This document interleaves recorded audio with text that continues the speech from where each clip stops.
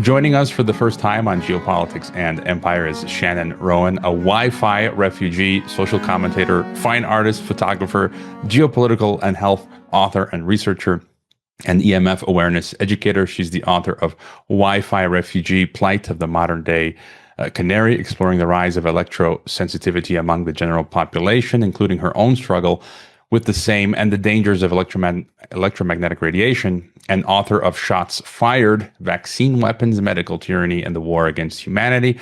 Also co-author with geopolitical author John Hamer of Welcome to the Masquerade, Prelude to the Coming Reset. We'll be discussing her latest and smashing book. I've got the digital version right here on my Kindle, just finished reading it. The Red Shoes, Our Devil's Dance with Technology and How We Can Stop It. Welcome, Shannon. Thank you, Hervoye. Nice to be on the show. Thanks for having me. Yeah, we chatted a few years back on TNT Radio. I believe we touched on your book, Shots Fired, and your latest book. You know, honestly, it's very lengthy, 500 plus pages, but I do have to say, it's a masterful. It's very well written, so it's something that really makes me want to read. And of course, the topic is something that I touch on a lot. The tech world, big tech, technocracy, and your research is impeccable. And you were telling me it took you a couple of years to put this together. So I highly recommend the book, that people go out and get the digital, or better yet, physical version. So tell us about the Red Shoes. Yeah, thank you. And I appreciate that. And I actually usually have a copy right here, and I'm looking, I'm like, oh, I can't show the copy. So I'm sorry about that. But yeah, so I got into this topic because it's basically about our toxic relationship with technology right now, like digital technologies, when I say technology. And I want to point this out because I feel like I get this flack for being like anti-tech, right? You know, I'm a Luddite or whatever, but I'm anti-dangerous tech. Like, obviously, there's all kinds of technologies we use where we use tools, and tools are great in their proper place. But the tools are like switching roles where they're becoming masters of us and controlling us. Like, they have their own agenda now, right? So our previous tools didn't necessarily have an agenda. And now it's like, of course, that goes back to who's designing them and why. And so I get into that. But reason I got into this topic at all was because first, as you mentioned, I was harmed by our new technologies. So I'm physically harmed from the radiation exposures from the electromagnetic fields, causing me to become hyper-reactive, kind of called hyper, sensitivity, which I think is a misnomer. It's really an injury. This neurological damage, it causes all kinds of inflammation in the body and pain, a lot of pain. So I had to remove myself from these smart technologies that I had embraced, along with everybody else without thinking. And doing so, I was able to first see pretty quickly how people had changed, really, their behavior, because I was no longer engaging in this new drug as it really is. And I didn't have the cell phone with me anymore. And I was noticing that everybody else was looking at their screens all the time everywhere. And it was I felt like it was very rude. They're talking to me, but they're looking down, they're looking at something else. And I thought, wow, this is really insane. What happened? So I really had my eyes open just because I had to get away from this. And I started to also wonder why over the years, people didn't want to hear that this is harming them. They're so resistant. Why don't they want to hear this is harming them? And it really reminded me of cigarettes and smoking, because I grew up during all of that, just smoke everywhere. And it did harm me also as a non-smoker and a secondhand smoker, but I wasn't given any attention or any help and any accommodation. Doctors even told me I was crazy. You can't be allergic to cigarette smoke, can't harm you if you're not smoking, and I was just very marginalized from that. And then here's the new cigarette, basically, right? And nobody wanted to hear it was harming them before. Even doctors were recommending it. It's can calm your nerves. And so I feel like we're there with this, now. And so I thought, well, people aren't listening to this message because they're addicted. So that's why I started exploring addiction. I thought, well, maybe they're willing to hear about the addiction, because I think people actually are seeing that, especially in children. They're seeing that there's something dysfunctional here. So that's, how I came to write the book and research for this one. And I do have to say, so I knew about these dangers and I do take them seriously, the EMF stuff. And then after reading your book, I got lazy. I sort of relapsed. And so I shut off the Wi-Fi on my modem. I use Ethernet in general. And I have a Starlink here I had to turn on recently as my plan B because my ISP has issues. And I kept it on. And so I have this device. Give me a second. So I bought this some years ago. It's that's a nice one. yeah, it's a $400. I got it on Amazon, made in Germany EMF meter, and a friend of mine borrowed it for a couple of years. It took me a while to get it back from him, and it's been sitting the last few months. And I pulled it out today, so I haven't even tested it. And I put it on my modem is off, but the Starlink router was off the charts. And then just to give an example, so my kid has been having headaches recently, and I went to her room and found that on the other side of the wall, that the neighbor, I found the location of their Wi-Fi modem. And now I'm going to explore if we're going to move her bed to the other side where it's not as strong coming in through the wall, but I'm going to see if we just it's a simple mitigation. You move her bed and her head to the other side of the room and see if that does anything. And just one more example. Since I turned off the Wi-Fi at my house, I've got an Ethernet cable plugged into this little dongle that goes into my phone. So for the people who are like, how can I use my WhatsApp? You just plug in into your Ethernet, and that's that. So anyways, your book was also a wake-up call for me. Again, I relapsed. But my first question was, you already started to address it. You seem to posit in your book that, yes, in general, technology up until now has been neutral. It depends on how we use it, but that these new digital technologies inherently seem to be maybe in some ways anti-human or wrong. The tools have become the master. And I've slowly been considering the notion that, if I imagine the world God had originally created for us in Eden, I don't really see a use or need for these digital mechanisms. I'd be happy to live without them. You beg the question in your book, what if this new tech is inherently harmful? Just any further thought there? Yeah. Yeah. And it is, again, going back to this idea of being a Luddite, people often don't understand what that even refers to. And the Luddites were the machine breakers of the 18th century, 19th century, where, in the textile industry, there were knitters and weavers, and then their livelihoods, not just their livelihoods were being threatened, though, their way of life and their culture is what some of them recognized, right? And it's true. And what have we gotten since then? Yes, we have mass-produced clothing, but it's just getting worse quality. And, it's actually cost us a lot of money because we're always having to buy new clothing. It doesn't last a long time. And we've lost that tradition. And who knows what else with that, right? So we're not asking like, well, what are we giving up for this? Seems like convenience. What are we trading? What happens then? And so I'm getting away from your question a little bit. Are they inherently evil? Yeah. Okay, so it is inherently, that's the thing. I'm looking at all these aspects of the technology, and it is asking the question, is this good for us at all? People just assume it is. It's like, but it's so convenient. Is it really convenient even?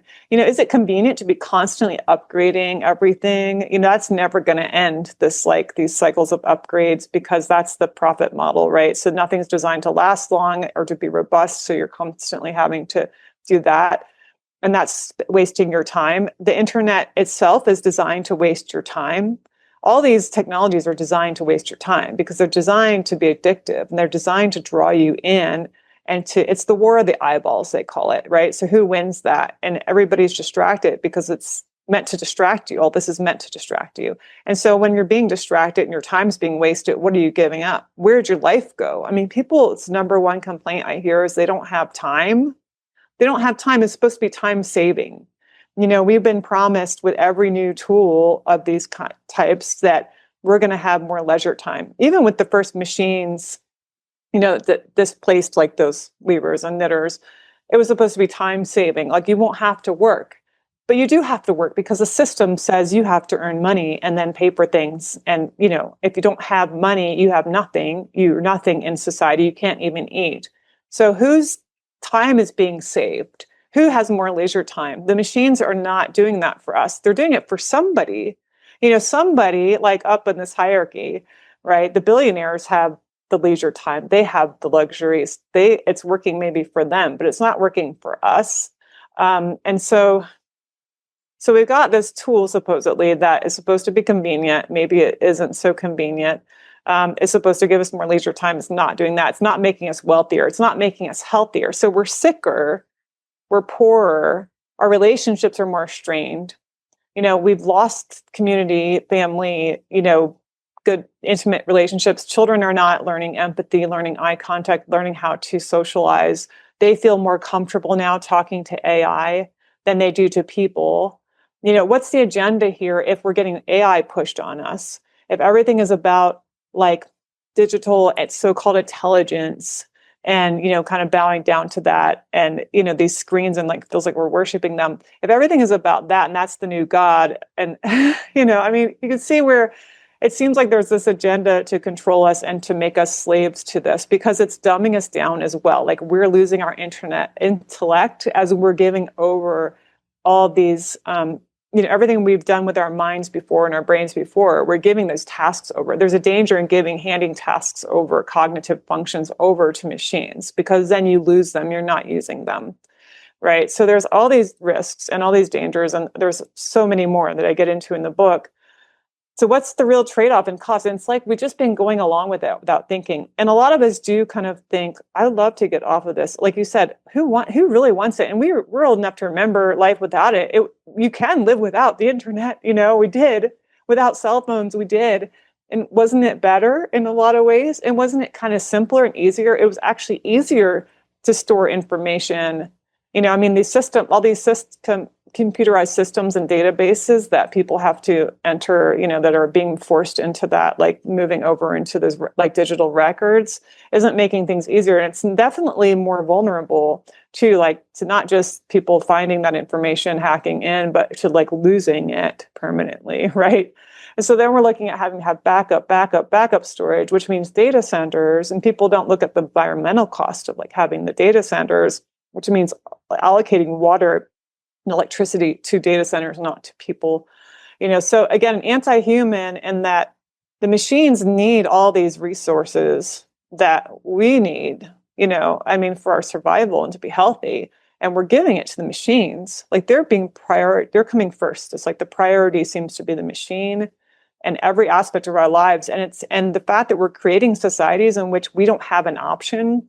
You don't even have an option anymore to not use like a smartphone, you know, because we're getting locked out. If you don't have the QR code, you scan that, you know, scan this, and you have to have that with you all the time.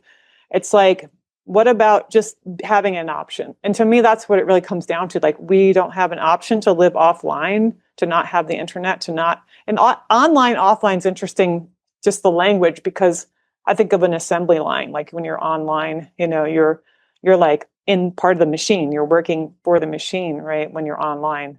But yeah, people often have this desire to unplug. And in my intro, I quoted this Colonel, I forget his last name right now, but from this, they wrote a book, pamphlet or something from 1996, predicting the world today in 2025. This is a military report. You know, they have their strategies, like they're looking at the future, like what to expect. And the authors wrote that this year would be the year that the internet becomes the centerpiece, like the most important thing in the world. It's like dominating the world to the point where people want to unplug. Actually, it uses the words, like people have this fantasy of unplugging, but they feel they can't miss the latest info updates. And so that's like they were describing FOMO already, you know, in 96 and for the year 2025. And a lot of it is that, like, I'd love to get away, but then I would like miss everything, right? I wouldn't know what was happening. So anyway, I don't know. I've kind of gone off on maybe on some tangents. You feel free to interrupt me, or, you know. Yeah, just a few comments, things I jotted down as you were talking. The obsolescence, it's ridiculous. Like literally just this week, my Windows 10 became obsolete. literally just a week ago, they stopped the updates, end of support. My wife's phone and my phone has long since been obsolete. Like since 4 years ago, it doesn't receive updates anymore to the OS, one of my phones. And so there's that. And it's a big time sink. I think all this digital technologies, as you explain, and just on your other point, as we go deeper into the digital realm, all I'm just seeing is it's about control and enslavement. World Wide Web, you play on that phrase in your book, and images that come to mind for me are from the recent sci-fi dystopias. The Superman movie, where you've got I forget the names of those aliens from Krypton. The bad guys have this terraforming world machine, or the Borg in Star Trek, or Arthur C. Clarke's childhood's end. This is what I feel that this digital thing is primarily all about, and it almost seems like since its inception, because it's coming from DARPA, and we'll get into some of that stuff, but and then online and offline, as you say, I feel like when we go, that the real world should actually be like online, and then when you go into the digital, that's more kind of like offline. You're not in the real, you're in the simulated world. But maybe starting with children, because you start your book about that, and then throughout the book you look at all of the negative effects. They're being assimilated into the Borg, the screen technology. You often cite Chris Rowan, who's not related to you, where she says any time spent using technology is detrimental to child development. You cite Steve Jobs, and we've known this, that they don't give their own kids tablets. And I've seen this with my own eyes recently.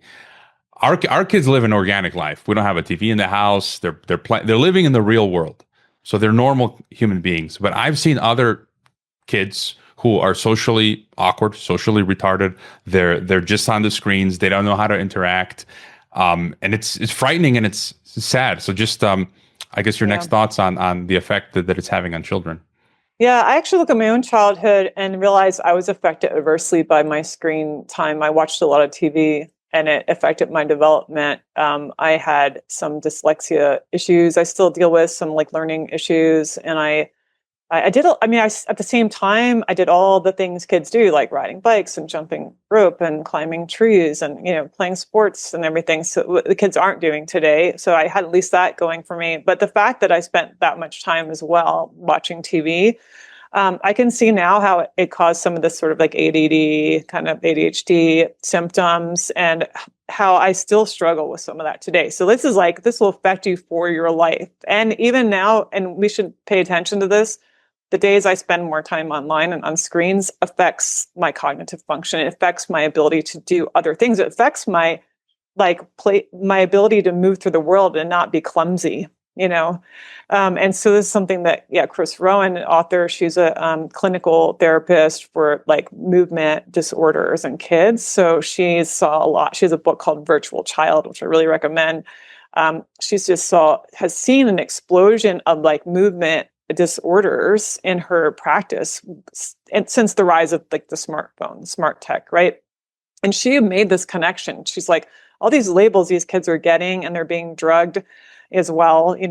None of these doctors are asking about screen time and their relationship with technology. None of the educators, parents are looking at this. She started looking at this, and she saw direct correlation and huge improvements. She came up with a program to kind of detox and get, some time away from these screens and more time in the world.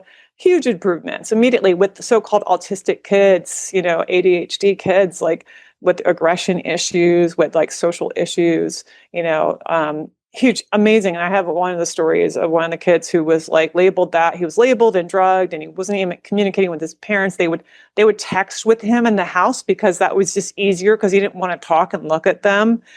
But of course it's disabling, and that's just going to perpetuate that problem. A lot of parents, and I am not trying to blame them. This is what they're told, and this is what, they're told the technology will help their autistic children, nonverbal children, but it's a crutch and it makes it worse. So often those nonverbal kids want to use that because it does feel easier. So these things feel easier, but they make us lazy, and then we don't develop the way we need to. And children, actually, what I learned that was totally eye-opening for me was that there's milestones they have to meet and their development by a certain time. It's not like they get to just make that up later.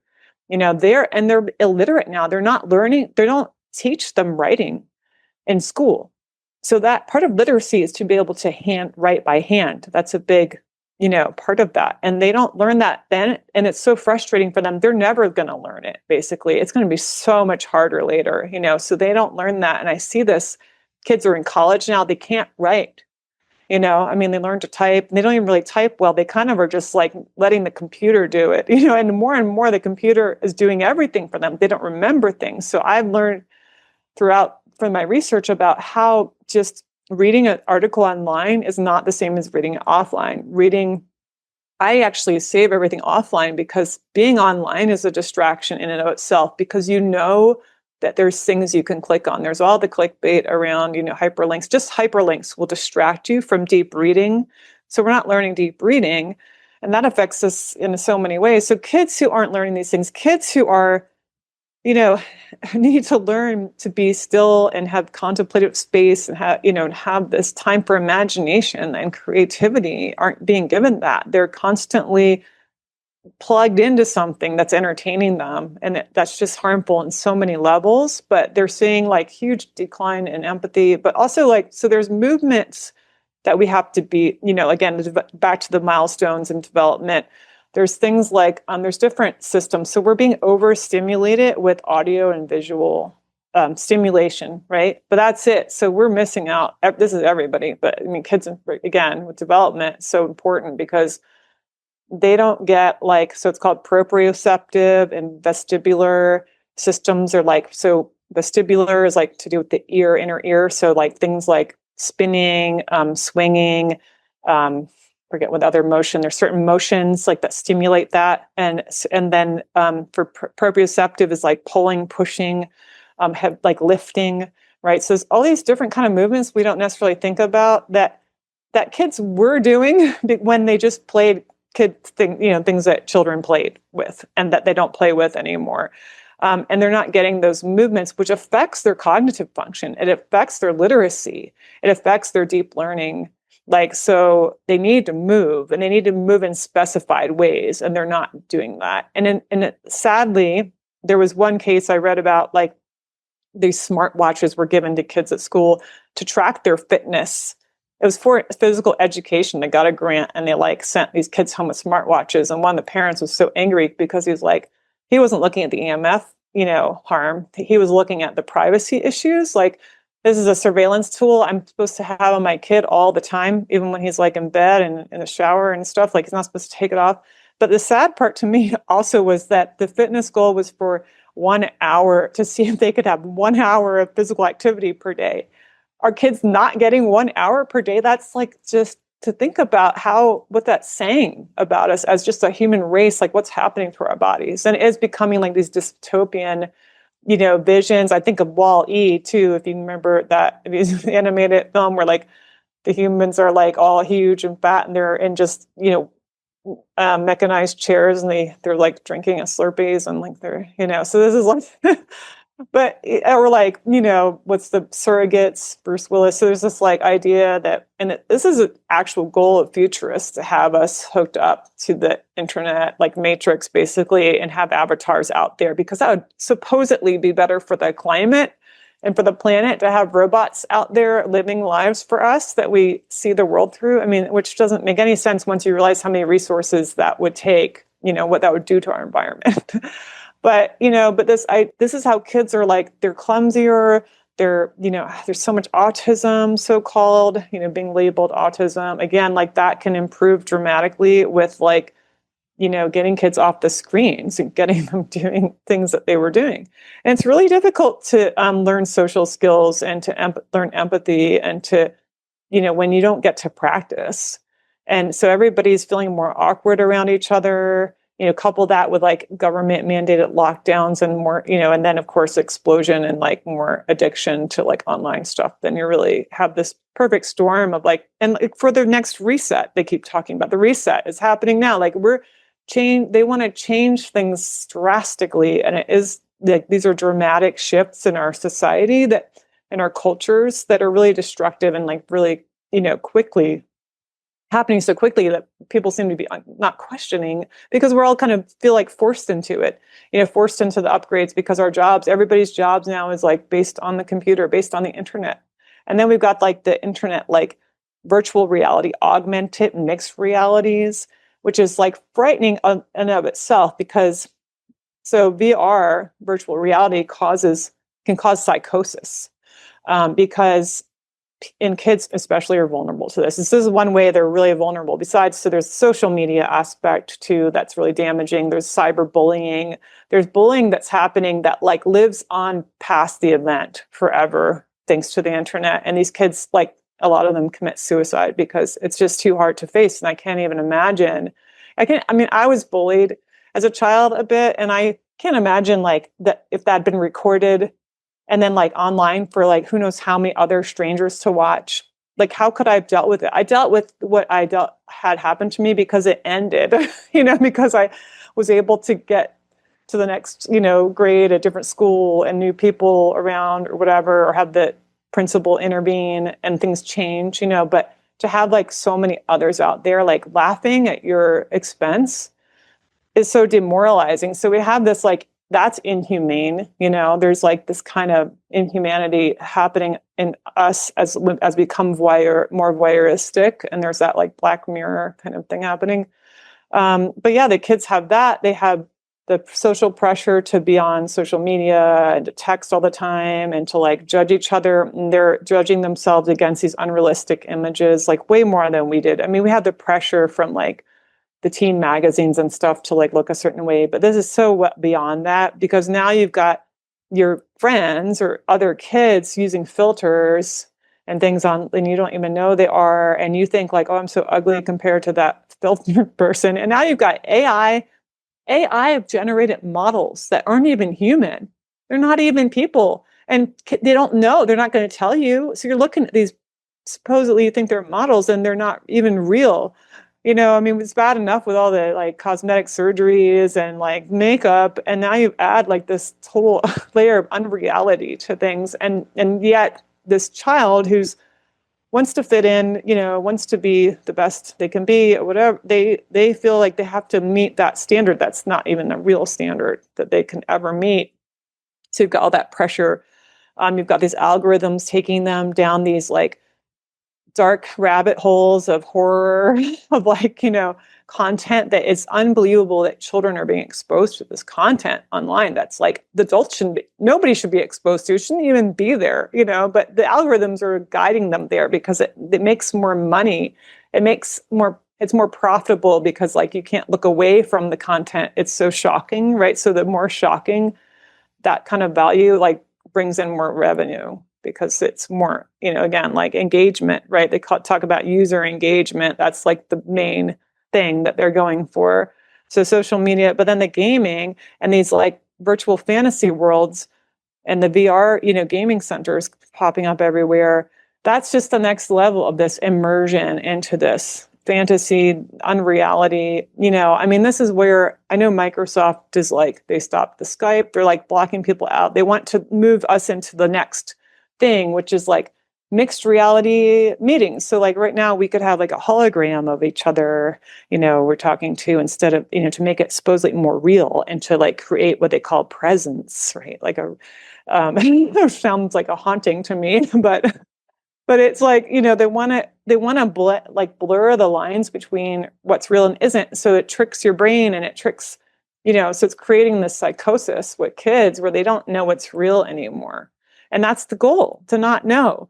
And so you're lost, and you're really like just become so disoriented. It causes a lot of depression, anxiety. It causes a feeling of like being in the wrong body, like your body isn't your body anymore. And this is causing like the dysmorphia and the dysphoria, gender dysphoria, body dysmorphia is exploding because of tech use. Because this separation from our bodies, we're not embodied anymore. So it feels like it must be the wrong one. And then you're, bombarded with these fake images. And so you're trying to match them. So no wonder, kids are feeling this way. So they're really riddled with anxiety and, confusion. And it's just like, I just don't know. am really impressed by any of these kids that make it through their childhood right now and are like, I couldn't do it. I mean, it's just, I don't see how they're getting by at all. Yeah, and as I said, I'm witnessing it with my own eyes, and it's shocking. And I'm comparing to my childhood, and just a few comments on what you mentioned. You mentioned, I think earlier, I just had the thought years ago. I read this story about a father who had a child with autism. I know some of the screens affect this. I think Toby Rogers just did a great. He testified, I think, over in the U.S. About how the connection between obviously vaccines and autism. But this father took his kid to Mongolia, where I used to live, where it's basically all nature. It's got the lowest population density in the planet, the country, and spent time with horses, and the autism almost completely disappeared, which is again proof positive of the analog real world nature, what that does. And it just makes me think again that we're like cattle on the farm. They're enticing. When you mentioned Wally, it's kind of like, it's almost like the Matrix, where it's like the Pied Piper drawing us onto the farm, and that sort of reveals, I think, this sinister agenda to trick us, to control us, and of our own free will. And then VR, I've tried VR some years back. A friend had one of those Oculus, whatever. I can't afford one. I can buy one, but I just, it's not interesting at all. Like for me, it's crossing a line, and you mentioned video games in your book. I like video games, but I play them very sparingly, in a certain way. And it's only if I have extra time, which I often don't. And I think that's a healthy way of playing video games. But I'm a big fan of Half-Life, and the last version they rolled out was Alexa, which was VR. And I just had no interest in getting a VR and playing a VR game, because I think it's crossing, for me, a line. And I think some of the stuff you're talking about is transhumanist as well. But moving from children to adults, you give many examples of adults, many fascinating stories, different themes and contexts of us adults being internet addicted. We all, I think, are in some ways. I've turned off notifications on my device, but as you mentioned in your book, I'll still find myself going and checking the X feed, the Telegram, the email, even though notifications are off. And so I'm constantly, moving back and forth on that. But then you talk about, for example, you write in the 2018 popular thriller Under My Skin, a character muses, quote, "You forgot your tether, Jack. Jack used to tease about my smartphone. How will Big Brother know where you are? How will he communicate with you? He carried an old flip phone, no email, limited text, grainy pictures. He'd leave it when he went out or let it go dead. When did we give up our freedom?" He'd ask when I complained. And I've thought about this for years, but it sort of crystallized after reading your book. So, I grew up in the U.S. And partially in Croatia. And I remembered when I went to high school in Croatia, we'd all be on the streets. You'd see kids on the streets, football, basketball, whatever. And now it's a ghost town. And I'm thinking that would have been 2000, the early 2000s. Fast forward 20 years, and it's like, what happened? The internet, I think. The internet happened, and the screens. And it's like that Borg that pushed the kids into the homes on their devices. But, just getting back again to adults, I used to teach. And there's a section in your book where you talk about a professor who says every year the number of students who are totally checked out of the class with their faces buried in laptops, tablets, or phones grows. I routinely have 1/3 to 1/2 of a classroom visibly not even being there, not even pretending to be there. He calls the destructiveness of tech, in this case, obvious and overwhelming. Any positive aspects of tech in the classroom, such as being able to readily look something up online, are absolutely dwarfed by the loss of attention on the part of many of his students. The devices are designed to steal attention away from anything other than themselves. And I can attest to this. And this is why I don't even want to go back to teaching if I can avoid it. And my colleagues who are still teaching, I get an update. I tell them, how is it? And every year they say, it's bad. It's getting worse. It's getting worse. And it's getting worse. And there's no end in sight. And, you talk about digital hall of mirrors. And I make it a point to leave the house without a smartphone. I take photos sparingly. I was in Croatia this summer. I took barely any photos. Like, I don't see a point of sharing it online. I want to live in the moment. And I saw a recent clip. I used to be a big Metallica fan. I've seen them play many times live. And I watched a recent live clip of Metallica and James Hetfield. And literally all of the people in the crowd had their phones up. It's like, and this is Wow. why, like, I go to concerts, I go to the real world, in nature. I don't take photos. It's like I want to live in the moment. Yeah. And anyway, so just what your thoughts on when it comes to Yeah. addiction and adults and some of the different themes there. Yeah, and it's funny because my profession was photography. That's what I started off with, and then I got into, first it was studio based and fine art, and then I did like photojournalism, and I did weddings for a long time too, and I got so that I envied the people. I was taking pictures of people protesting and doing these things. I started to feel like I'm missing out on what they're experiencing, and I'm just documenting it, and I'm not maybe I'm not living my life. I'm doing too much documentation. Although in that sense, it was a tool for, purpose to like is going in the news or whatever. And and it's like can be an art form. But if you overdo that, and if you're doing it for your daily, like I want to show everybody, especially, I've been a tour guide in the summers here too on our river. And I see the people bringing, not, really paying attention, like not really being present. And they're like taking, we go in the redwoods, or taking pictures.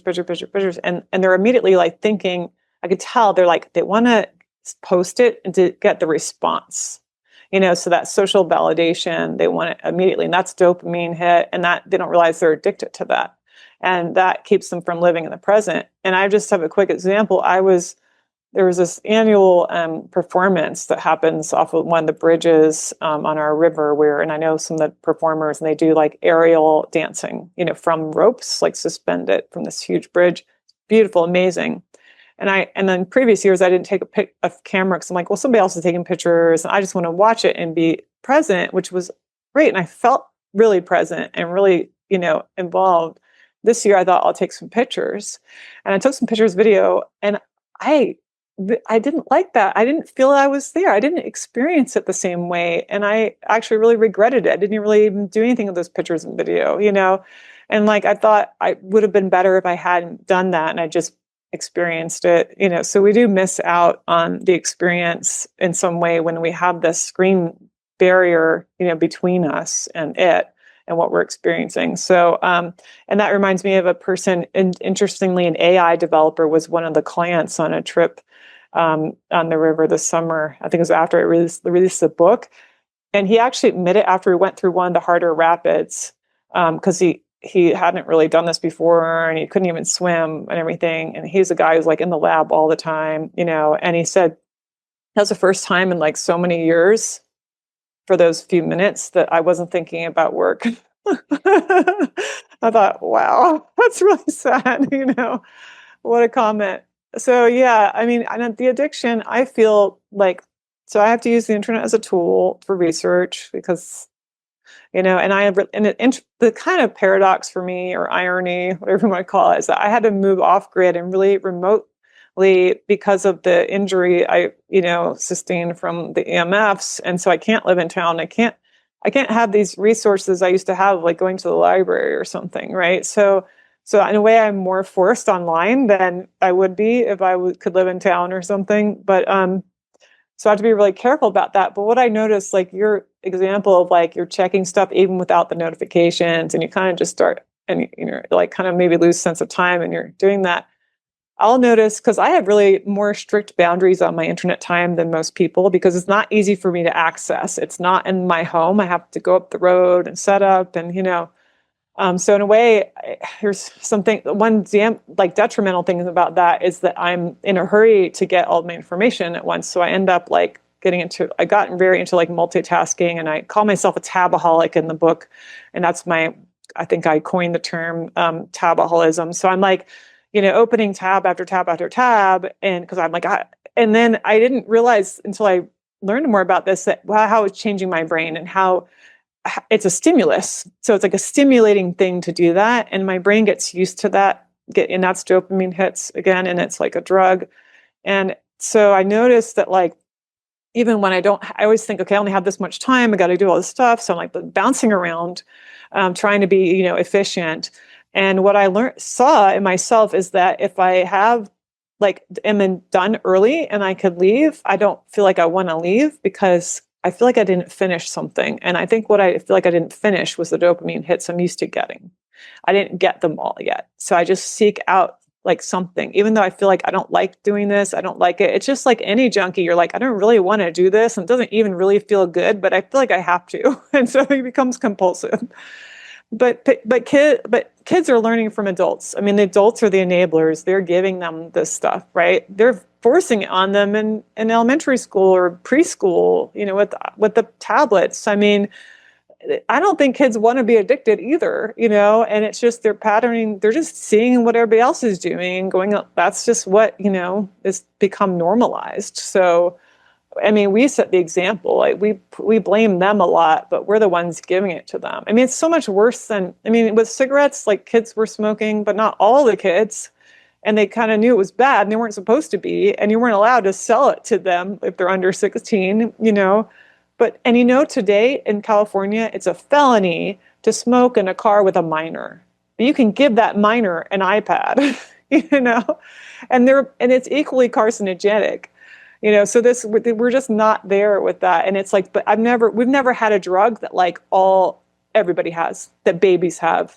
And the reason it's a drug is because, so dopamine's a problem when you don't have it balanced with other chemicals. So normally you get dopamine hit after sustained effort in doing something. That's like a reward after a sustained effort. You efforted, like you're moving your body, you built something, whatever, you painted something, and then you're like, oh, I did it. Great, I feel good. But there's like other chemicals happening. So it's not just dopamine. And it, again, like effort first. So when you don't have effort, when you click something, like you're just clicking and you get dopamine, you click again and dopamine, click, click, click, click, at dopamine.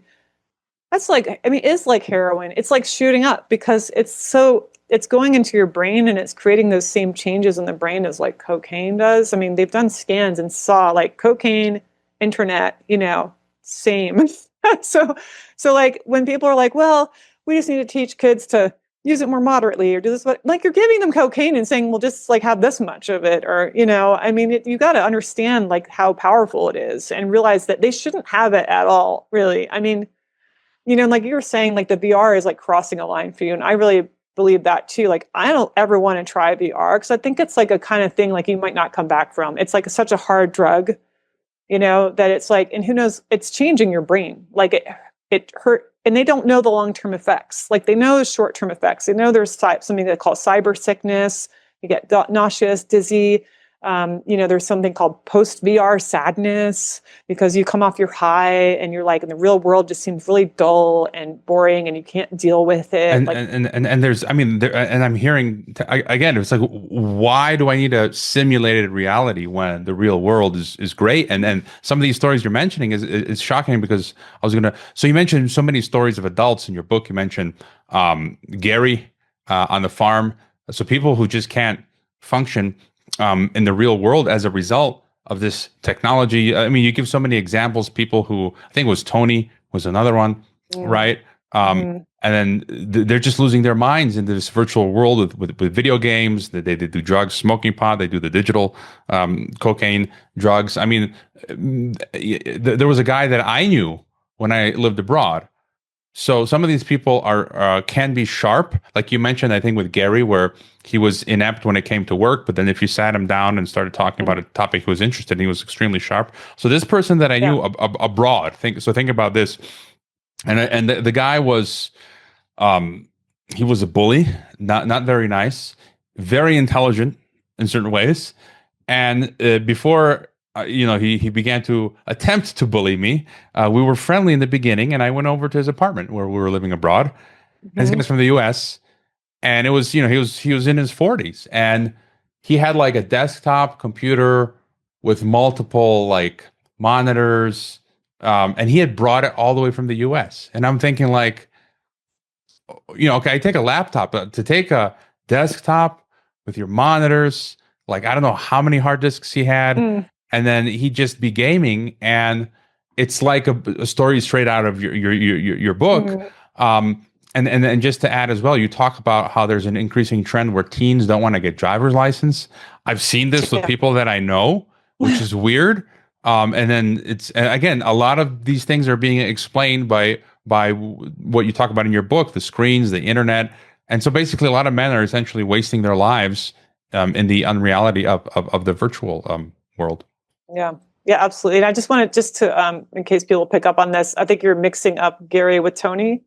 But Tony was the one I knew personally, and I could sit down and you could have a conversation with him. And Gary was one of Nicholas Cardaras's patients who had what is called, like, he actually didn't know if he was in the game anymore when he went to his office. He had that level of psychosis happening. He had to actually go to the psych ward for like a month because he couldn't tell anymore, and it really frightened him. And the craziest thing about that story is when he decided to give up all his games and get back into things he used to do, like going playing basketball, and that his mom yelled at the doctor because she didn't like that her son was out in the world on the streets where he was safe before at home. In her mind, like when she was at work, he was home gaming, he was safe.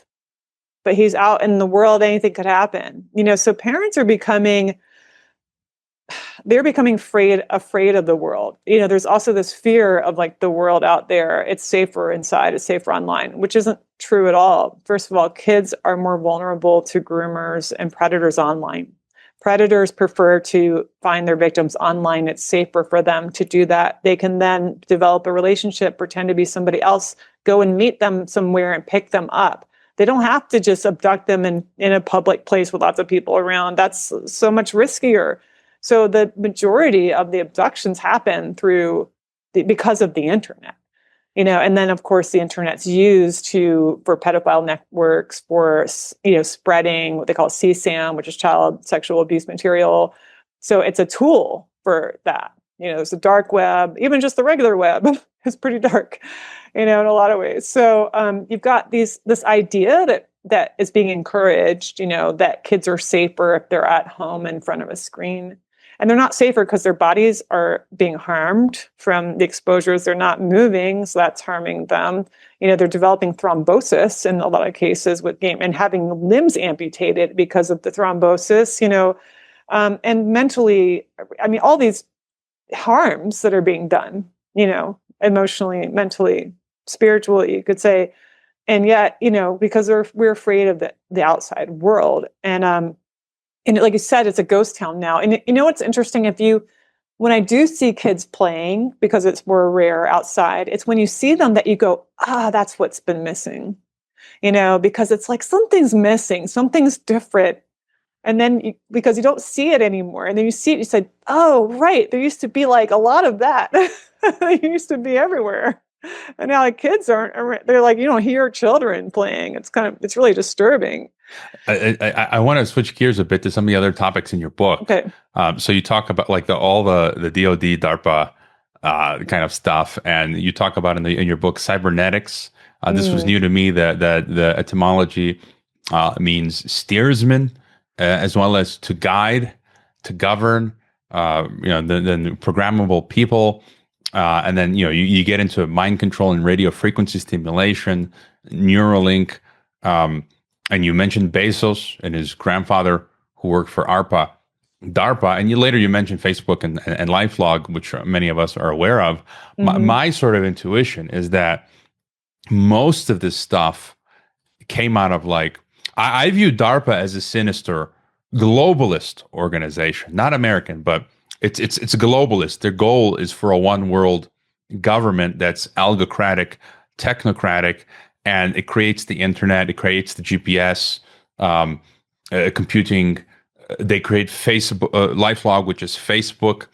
I wouldn't be surprised if Amazon itself was a product of DARPA, because it's the world corporation that Gillette of the razors dreamed of. Gillette, I talked to Michael Rechnewald, who wrote about, this was new to me, in his book about Gillette, the guy who did the razors, wrote a book about creating a one world government corporation. So Amazon, and then obviously you talk about Twitter in your book, mm-hmm. which this was new to me. You have it in my notes here somewhere, where you said, the CIA back in the 50s had this project, a Bluebird, a predecessor to MK Ultra. What was Twitter's? You say Bluebird's main aim was to get people to sing like a bluebird, even against their own will. Singing as in confessing. In the case of Twitter, we could say that users are made to tweet like a bluebird against their will. But the logo is a bluebird, and then it gets renamed X. I mean, it's just incredible. So just your thoughts on all of this DARPA Yeah. stuff, cybernetics, and what they're trying to do and achieve. Yeah, and the renaming of X matches in gematria, the coding of language with numbers. It matches MK Ultra, which was after Bluebird. So it does seem like we're progressing to MK Ultra now. And interestingly, there's something called MK Kids or Messenger Kids or something with Facebook, and it just sounds like MK Kids, MK Ultra Kids or something. Yeah, so yeah, cybernetics, right. So theirs was like 50s mainly when they were having their meetings at the Macy's building in New York, and they had a series of meetings, and it was like all these is like military people, CIA, and brain doctors they're called, coming together and talking about how we can better control humans. I mean, they're just like openly. There was a book like how to control how to was it the human animal and something, and like the human machine and controlling them, and all this, popular books at the time. So, they want to cure violence in society, and they see that as a brain disease, and you could just put electrodes in the brain and control the brain. So there were all these like experiments being done on the brain with electrodes, with radio frequencies to control human emotions, because it was going to be good for society if we're not violent, and that was also that was going into the 60s with the race riots, and they're saying, well, actually that is a brain disease that the blacks have. We just need to cure it, and they were talking about like basically like digital lobotomy, like brain, some kind of lobotomize, like especially like the poor kids, let's take these ghetto kids and like lobotomize them so they won't be violent. But they call themselves, they see themselves as like superior. And, it's this idea of steering. So cyber comes from Greek for to steer. Cyberspace. That's a guided space. It's a controlled space. So we're in cyberspace. So I ask, like, who's driving us? Who's doing the steering when you're in cyberspace? Is it you? Like, probably not. You might have the illusion that you are. But like, this is highly sophisticated. It's been developed over many decades in order to, and the most interesting thing to me that came up from these meetings was this idea that realizing that man can best be controlled by controlling his environment, because we rely on the stimulus around us, right? That's how, like, we're inseparable from environment. I mean, the best way to break a man was to isolate him from all external stimuli, and you can make him crazy, and then you can implant messages while he's like totally isolated from that. So they said, well, if we control the environment man's in, then we can control man. So they had this idea of birthing a new matrix. They recognized there's like a natural one, and they want to make a new one. That was the internet. That's how the idea of the internet was created. Was all along, it's been to create a new artificial matrix to plug us into, so that we can be controlled. Like, that's been the goal since day one. And that's why it was, a military operation. That's how it started. And if we were ever told that, if we were like, here's a military program we want you all to use all the time so that we can monitor and control you, like, you wouldn't do it, right? So it has to be like made all colorful and exciting and entertaining and something your friends are all doing, and like you don't want to be left out of, and then also like kind of not mandatory at first, but then eventually mandatory for like all of your needs, like banking and shopping and traveling and working, all jobs. Like, nobody who wants to sit in front of a computer all day?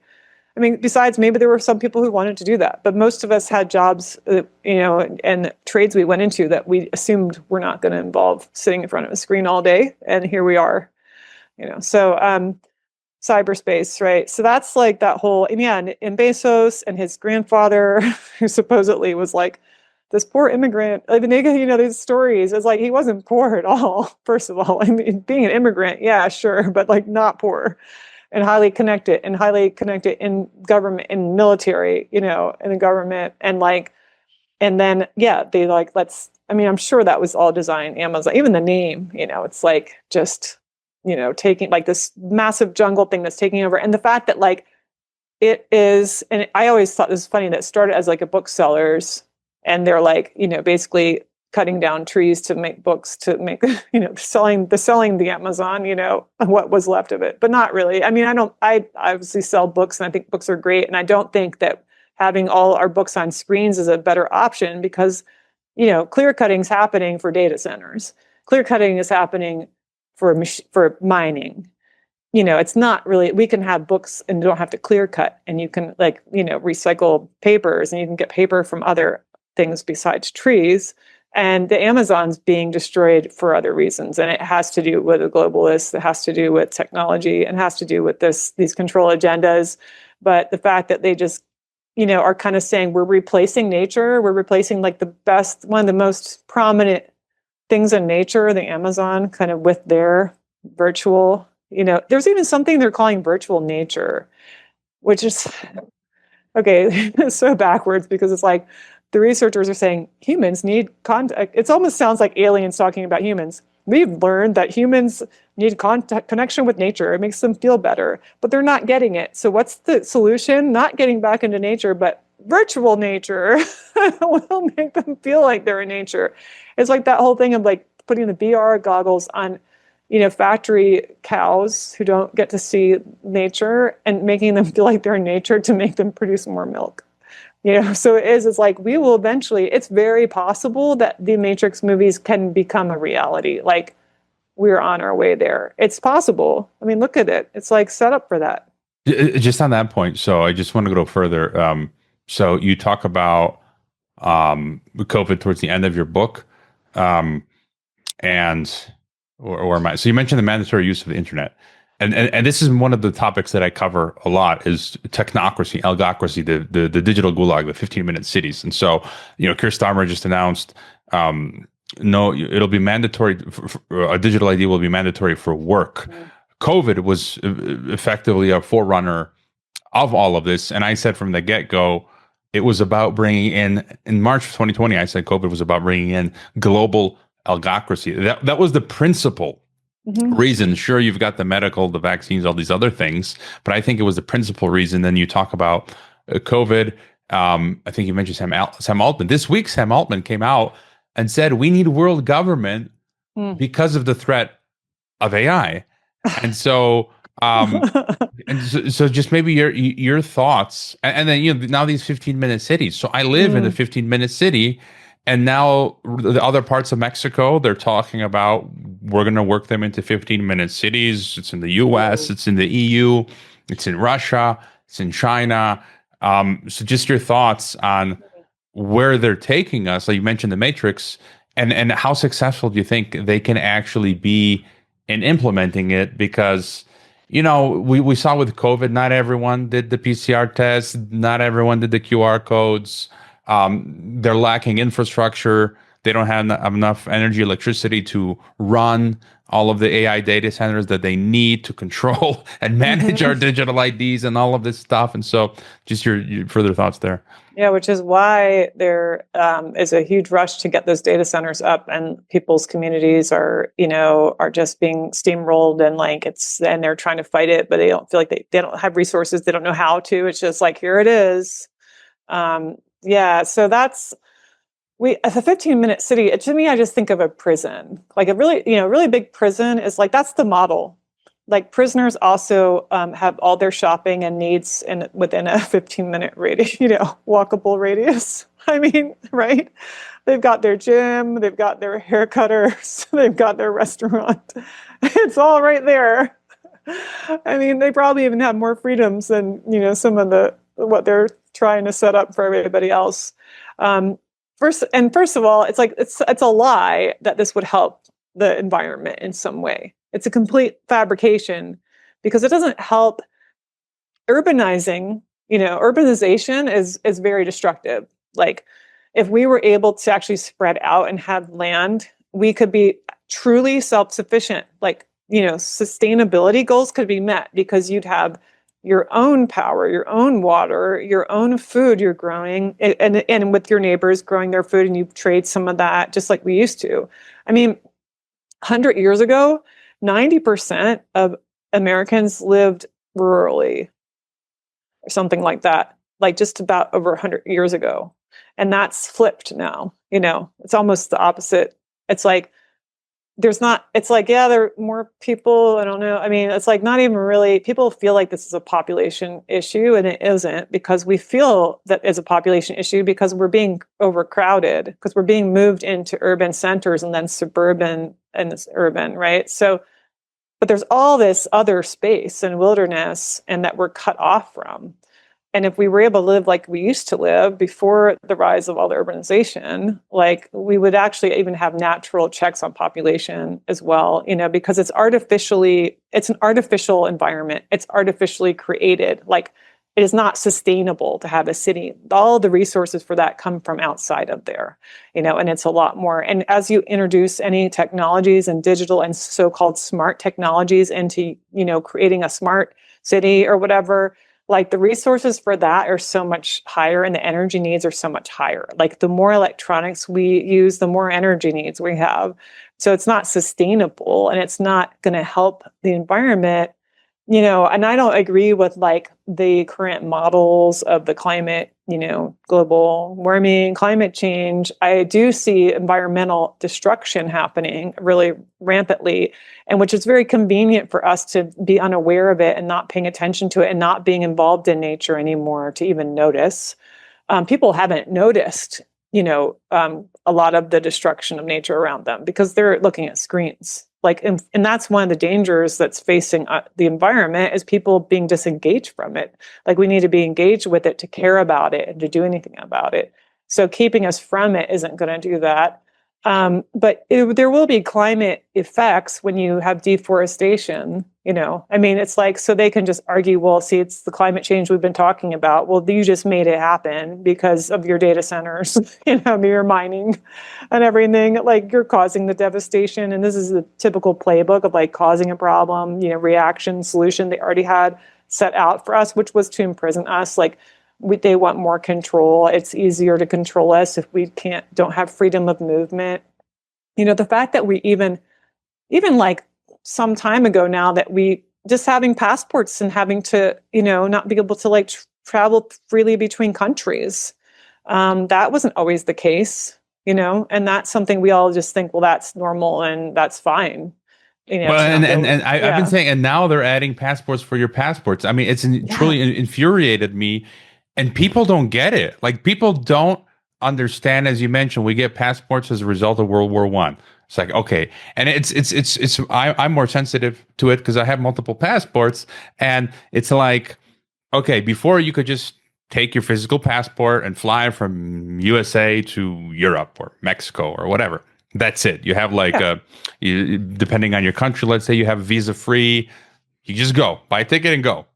That was amazing. And now it's like you need now then the restrictions change. So you have your passport and then you need to apply for a visa. Okay. Mm-hmm. And now on top of that, they put the exit entry systems. So when you get to your destination, they take your fingerprints and iris biometrics. And on top of that, the worst is I call it the electronic thought crime authorization, the electronic travel authorization. UK just activated at the beginning of the year. EU is about to do it. America does it for foreigners. And there was this case of this American YouTuber. He's got a big YouTube channel. He had bought tickets to go see the ARC conference in UK and spent thousands, hotels, airplanes, conferences. And he didn't know that the UK had activated its thought crime electronic. So you got to pay 20 quid or whatever and fill out a social credit form. And guess what? He was denied. He was rejected. They probably didn't tell him why, but because it's 19 Orwellian thought crime. Gosh. They didn't like his politics, so now you can't go to London, or in the future you can't go to EU. And virtually everyone I know, I tell my parents, like, stop complaining, just pay the 20 bucks, fill out the form, it's no big deal. It's just like, you don't get it. People don't get it. Yeah, they don't see. I mean, what's the trajectory? Right. I mean, like, so you're asking, like, how possible is it to be, plugged into like what they're trying to create in this matrix? Well, here's why it will be possible. Yeah, we have. There's always going to be. They foresee the resistance. They know there's going to be resistance. That's why they do all the simulation models for all their plants. And they realize that how they can break that down. And they'll break it over time, first by normalization of something, right? But because of a necessity. Well, okay, so you're being locked out. Like you said, you can't update your Windows now. And it's like, well, what's the next stage? Is it biometrics to get online? Is it a digital ID/biometrics to access the internet? And they'll use the excuse of all these things we're talking about in terms of kids being harmed. Well, it'll protect children. So we have to know who you are when you're online. And so we have to also monitor exactly what you do and what you're looking up when you're online. It'll protect children. You could have protected children a long time ago. It has nothing to do with that. And it won't do it. Because the predators are the ones behind this stuff. They're predating on children. They want to be able to have easy access to children because they're psychotic and they're monsters, I mean, they're monsters, right? So they're doing that. They're grooming kids, and so now it's like, well, you have to get online for your job. You have to do that. You have to feed your family. What are you going to do if you can't get online? It's like they've set it up so that we're dependent. So we have to look at our dependency and how to break that, because that's the only way to avoid it, right? And I ask myself this, it's like, I do everything possible I can offline, but it's not enough still. I'm sure, I'm sure I'm better. I'd probably be in a better position than most people that if like suddenly the internet doesn't work, and I admit, but most people would be like devastated, like destroyed. I mean, unfortunately. And so, unless we look at like, well, why are we so dependent, and what's next? How are we going to resist it if we have no other options and we haven't even created anything else to fall back on? And this whole one world governance, I mean, we've been talking about that for so long. I mean, we had the, Bush Senior say New World Order, I mean, people forget that, but they've been, it's like on the money. It's like, there's just this whole thing has been like, of course it's I mean, people who want power always want more power, and it's never enough. If you're power hungry, it's like they'll use every tool they can to get the most power they can, because it's just like an obsession. It's like a power lust, and we can't the problem is we get here and we sit here and go, well, why would they do that? I wouldn't want to do that. Well, you're not them. We're not crazy monsters. We're still human and have compassion, empathy. Like, we can't relate to those people, if you can call them people. So don't try to, just know that they exist and that they have these agendas. They speak about them openly, not even making a secret of it. And, but we're conspiracy theorists, because that's another convenient label to just throw on people to so, I mean, I have ideas for how we can break away, but obviously the first thing is to start doing things we used to do to get back into nature, to get grounded, start talking to each other, making, having alternatives. And then we've lost our skills. I mean, we have to reskill. We don't have skills anymore for surviving and building our own communities. So that's a huge priority. But yeah, the resistance. Oh, I want to say, that comment, Sam Altman. Yeah, I mean, what a trip, that guy. The whole we're developing AI. We're the ones developing AI. Elon Musk too. He's one of the biggest biggest AI developers. He keeps selling his companies off that he created. But he's and then he criticizes who's leading them. But it's he started it. He has the most money. But he's always been saying, well, AI is just going to happen anyway, and there's good and bad AI. We need to make sure it's oh yeah, we're the good guys. You can trust us. We're developing good AI, and we need to, you need to back us in this. Or you also need to update your brain to link to it, because you're never going to outsmart it. It's going to outpace you in every possible thing. So you better get the Neuralink, brain chip, which is not going to work the way they're saying at all. And history has shown this, because the early cyberneticians who were doing the same experiences, promised one thing and another thing happened. I mean, basically in all cases, the people who had that happen to them were lobotomized. I mean, they're just zombies, so they don't want us to be smarter than their machines. They're trying to make the machines smarter than us for a reason. They want us dumbed down, and the machines that they control, the algorithms and programs they control, they want those to be smarter and to govern us. They're already talking about AI governance. So in one hand, they're going to say, yeah, let's have one world governance, but let's have it be the good AI behind that. Like, we can't trust a person, but we could trust the machine, which, by the way, 60% of AI responses on like chat GPT are wrong. 60% are incorrect. Like, that's how intelligent it is. So, and what you were saying about like the brain chips, like Neuralink.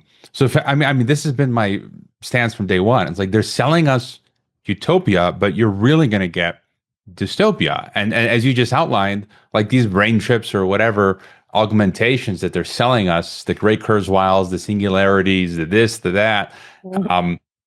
Ultimately, if you sign up for that, as you said, it's like again, Matrix, Keanu Reeves, where it's like he had a brain chip and he was like a human battery. And these devices, while they're sold to us as they're going to augment us, it's really for enslaving us. No? Yeah. And the human battery is really interesting because I have this in my book too.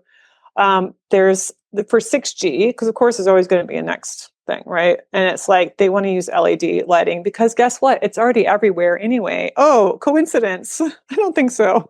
We were forced into LED lighting because, the environment saving it. And now they're like, we could use it for 6G, the Internet of Things. What a great idea. So apparently humans can be like a battery to power 6G because we are the most conductive thing. The researchers call us a thing. And the things that they tried out to see which is the most conductive, the humans were the most conductive, better than a laptop, better than a tablet, better than a smartphone. We're more conductive. And I'm the crazy person though, saying that like I'm harmed by EMF, that we can't be affected by EMF yet. We're more conductive than the machines for EMF. So they're saying that if you just wrap a copper around your wrist, you can capture the waste EMF, the radio frequency from LEDs, and use it to repower the Internet of Things that's being built all around you. And by the way, 2017, forget his name, and I had quoted him in a different book, but one of the people interviewed for like this documentary called Lo and Behold. I don't know if you've seen it. It's really good though. But he says he wants the internet to be like, he calls it the internet of me. He wants it to be everything. He wants to come into a room and have it like know exactly what he wants and do the lighting for him and cue the music and whatever, and like be like a wizard and have it be like invisible and everywhere and immersed in it. And how wonderful that would be. It would be like magic. I mean, this is like their vision, right? And we're just going to power that. We're going to be part of it with powering it. So by the way, anybody wearing copper bracelets and stuff, you might want to rethink that.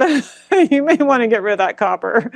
But that's like, just open. Again, humans could be batteries to power their own prisons.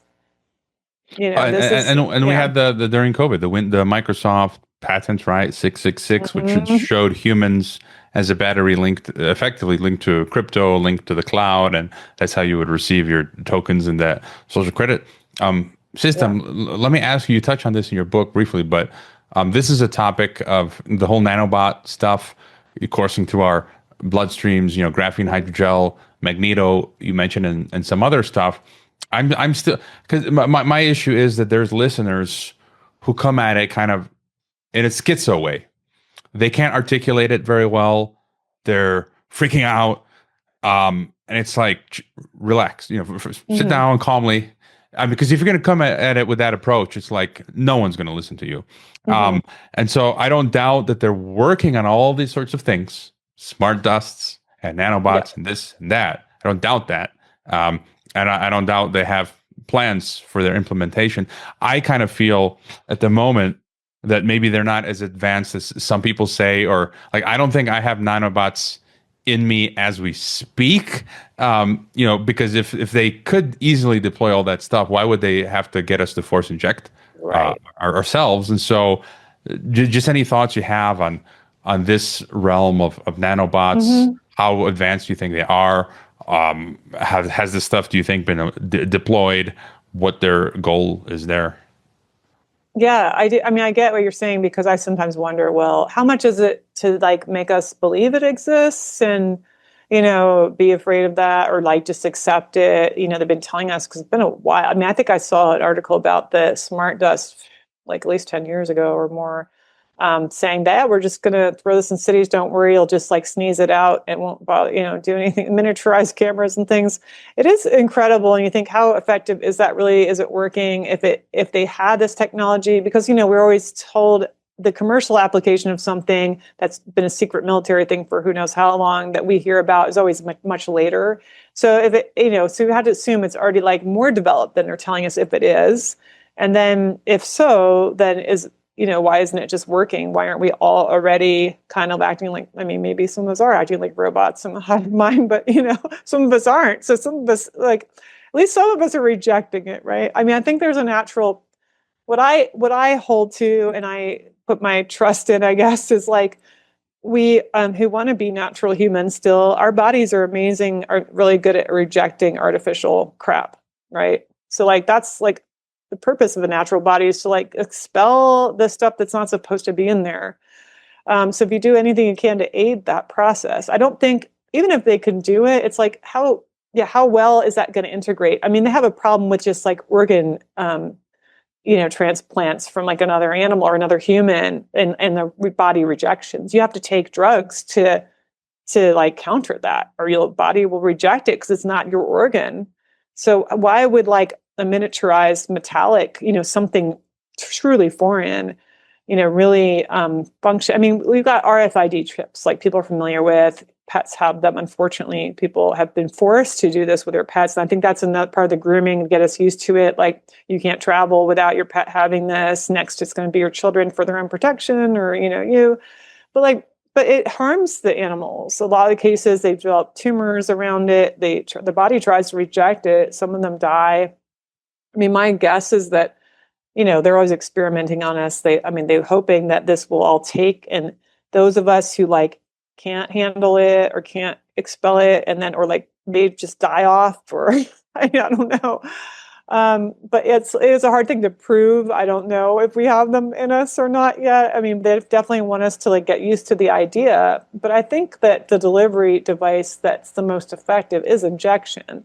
So, this is why it's so important to resist that, I think, because if it was just aerosolized, they wouldn't have had to have a whole scare pandemic vaccine program, because we would just have breathed it in and it would have worked. So, no bother. Why go through all the other stuff if it did work? So I'd say that we have a good chance still. Even just like doing a sauna, you could probably sweat a lot of this crap out of you if you're getting it in you. Of course you could go really deep in it and wonder, like, am I a cyborg ready? Am I mind controlled? Like, don't go crazy. Try not to go crazy. That's just my warning, is people are just too firm in their conclusions, lacking evidence. And on top of that, it's a lot of scare, not being of sound and calm mind. There's a lot of stuff in your book. I want to mention World. I had an experience last week where some Mexican friends of ours, their teenage daughter, unwittingly gave up her soul. I'm joking, tongue in cheek. I don't. But Sam Altman's World coin, now rebranded as World, is in town here in Mexico, and they were giving $20 to people to give up their biometrics to create the World wallet. And unwittingly, this teenage girl and her grandmother did it. And it's just shocking, like, how I just want to get this out there. Like, I was shocked. Like, I'm reading about this. I study this stuff all day. We talk about it on podcasts, and it's like people are just walking right off the cliff. And, you talk about in your book, mind control, radio frequency stimulation, DARPA and DoD hoping to create a future race of remote controllable soldiers and civilians, something you talk about as well, living as Avatar Society 5.0, Sims World. And what's interesting for me here is that you also mentioned this is not just relegated to the globalist West, but also the globalist East. Russians have a similar agenda, the 2045 initiative in Russia. And China is very technocratized. And so, just any thoughts? It's a global project. No, I don't yeah, I it's don't see funny any that we keep difference. talking about like East and West or the Western culture. It's like hardly Western at this point. I mean, the most digitally entrenched and like addicted societies are in the East. This is in Asia, like they have the highest rate of electrosensitivity too, not surprisingly, and so, like in Taiwan, it's something like 10% now, people who are dealing with that. But they've been doing this first. They've really embraced, like Japanese embraced the gaming and the anime and and this virtual reality stuff. So yeah, they were like, so yeah, it's definitely like you can't say East West anymore.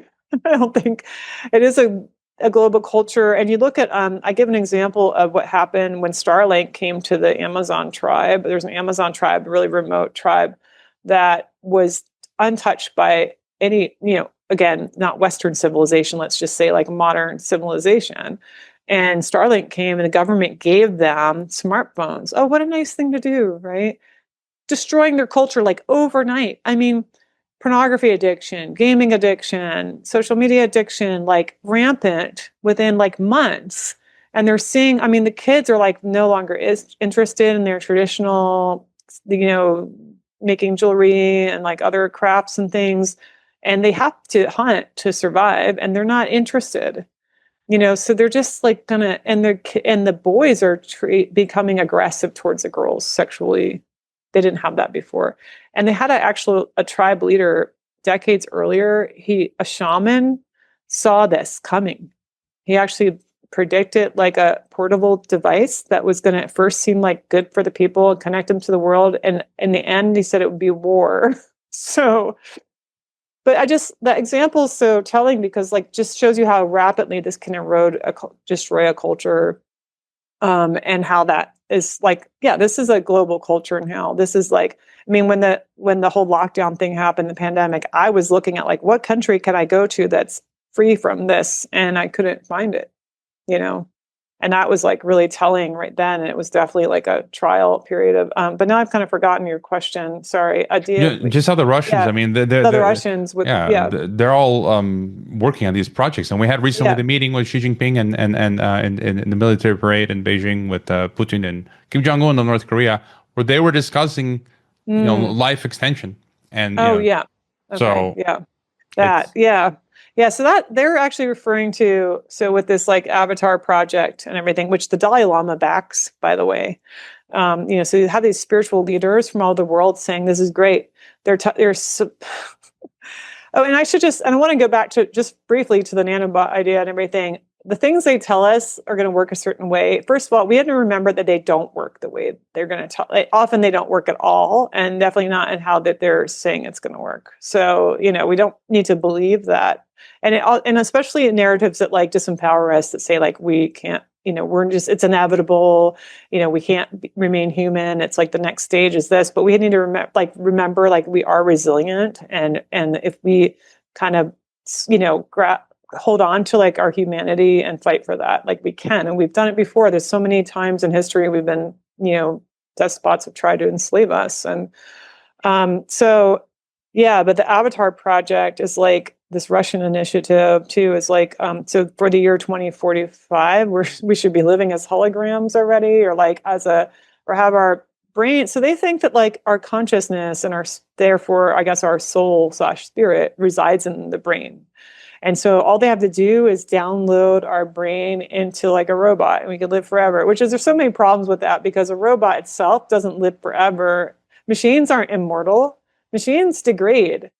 If they're part, all the things that go into them. Look at our laptops out, how long they last, like not long. Our electronics don't last long. It's just on that point, really interesting. Yeah. So my first laptop, and this was confirmed. So I had a recent guest, Stephen Yates, who's down in Chile, and we're talking about technocracy, and he posted about this recently. So I thought, and I don't want to lose your train of thought, 2045 initiative, okay. But I bought my first laptop in 2008. It was a gaming laptop. I bought it $3,000, Gigabyte, good brand from Taiwan.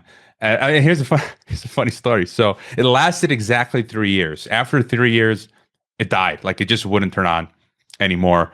And at the time I was a grad student in Geneva, and I was a staff assistant at the EU and UN. And I was at one of these EU meetings where all the representatives are there, and my job was like sort of to take notes, and they would ask us, because our English was our native language, to help them perfect the policy report. And this was for the World Health Assembly during the fake swine flu pandemic, and it was like a big room, and you had all these EU representatives.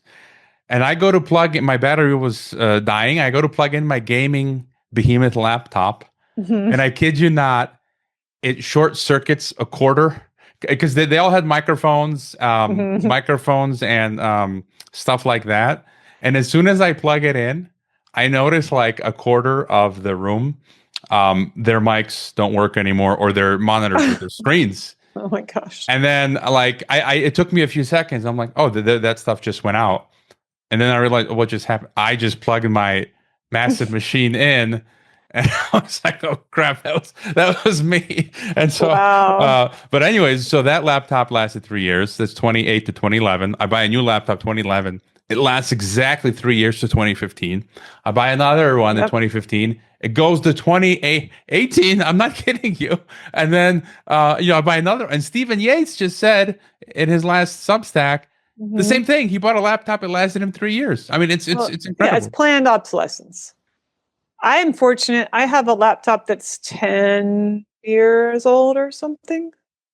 MacBook. Anyway, yeah, I don't want to upgrade. I actually got a new hard disk for this when it failed. And yeah, so I'm, and I'll probably just go to Linux or something if I have to do that, because with these operating systems, because the operating system is what's been locking me out. It's like I got two really old laptops. This one has one operating system. It can get on, do this thing. The other one can't do that thing. And, and you just, sometimes you're just like, want to pull your hair out. You're like, why am I spending my life doing this?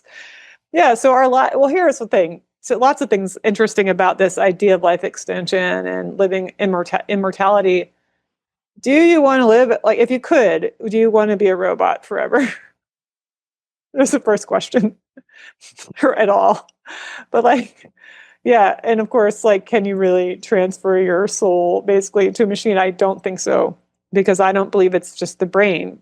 I think people who believe that are like, they don't have a soul. Maybe that's why they're studying us like that. They're like, I don't know what that is. I don't feel that, so they don't believe in that. And they think you can download that, but you have to maintain the machine. You can't just like, it's not going to live forever by itself. But right now, and this is another reason, like, humans are more sustainable for the planet. Natural biological life is sustainable for the planet, not machines. That's not sustainable for the planet. What goes into these machines, like, which I get into as well, is like the amount of resources used and devastation to the environment and human health toll, and human, like slave laborers, kids abused and, being used in the mines, and like women raped and all this just to like make your iPhone, and then it's contaminating like the water, and then you're breathing in the fumes from your batteries and your screens, and so, but yeah, so like we can't even build these things to last. And then, so somebody's going to have to like, we're talking about very short amount of time, and you want to live forever. I mean, humans can live to 100 if they're healthy or more. Doesn't cost all that much in resources. It doesn't cost what it costs to make these smart machines and everything. And just my own computer. I bought a high-end desktop, and I recently had to go through 2 of my SSD hard drives died. And I'm trying to think of other stuff that's and then the servers, my external hard disks, right? I had old external hard disks. They say they last like 5 years. And so just to make sure my data, the hard drive, this doesn't fail, I bought 2 new 16 terabyte external drives, in case. You always have 2 in case one fails. Right. That's the life on that is what, 5-10 years. And now imagine the servers in the data centers that they have to keep replacing them. It's just, it's not a good model. It's not a sustainable model. I mean, our analog systems for storage were much better. They last longer. Paper lasts longer. A book lasts longer, especially if it's like high quality. I found a book from like at least 50 years old, and it was really good. And it even said like, this book is meant to print it in a way to like last forever. And I was like, yeah, it looks pretty good.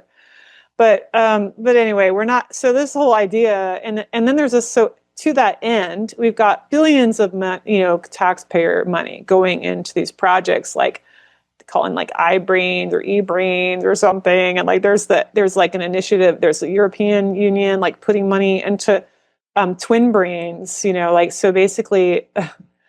Not unethical at all. Like try mapping a human brain, making a digital twin of it, just to study the brain. Don't worry, to help people with Parkinson's or whatever.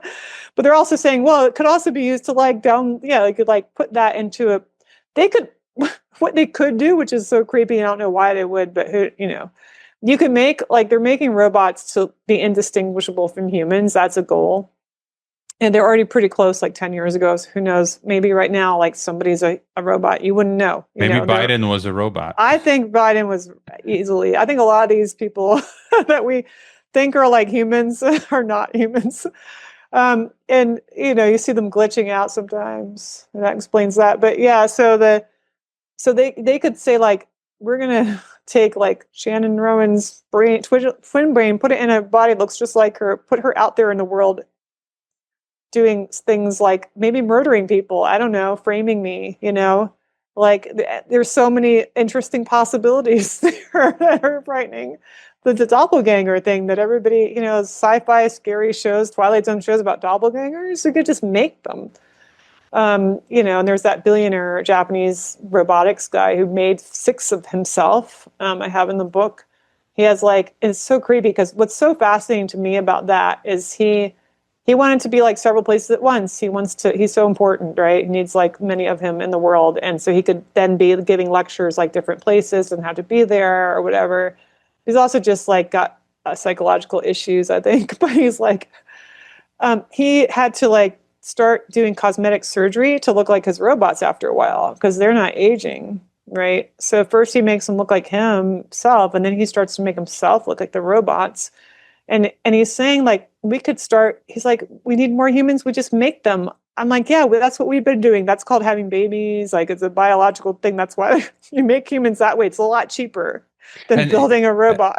And you said he made one of his daughter and she rejected it. I mean, this tells you how, I mean, if we just go further, it's all cry. And it's madness. Like these people are insane.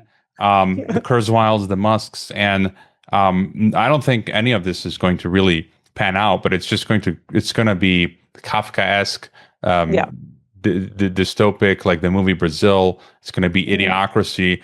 That's currently a reality I see all the time around me. Yeah, and we don't have time to cover the other stuff in your book. You talk about zombification, which is kind of like the Idiocracy. You talk about how zombification, it really means like enslavement and loss of soul.